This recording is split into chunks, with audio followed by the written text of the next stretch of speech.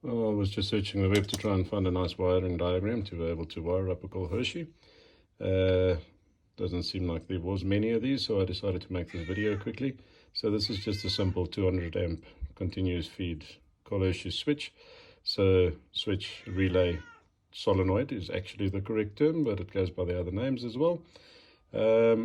So just to simply wire it up, if you were going to do a dual battery setup or whatever the case may be, your power feed would be there from your current main battery or main power feed source.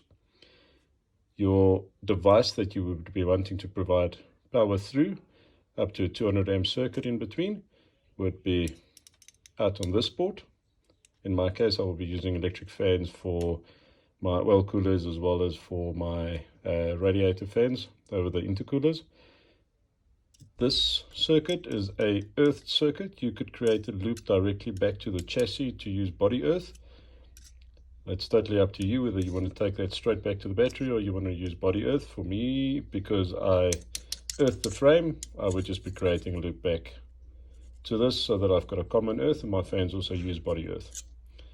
This will be your switched circuit. So in other words, whether that gets run from a temperature sensor that gives you your voltage as soon as it reaches operating temperature, or whether it's just a plain simple switch that you'd be using.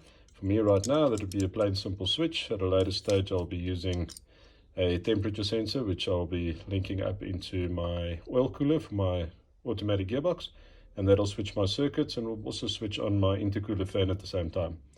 My theory being that if my gearbox is getting hot, the rest must be getting hot as well, so that simple switch circuit would work for me. I hope somebody finds this useful. Good luck.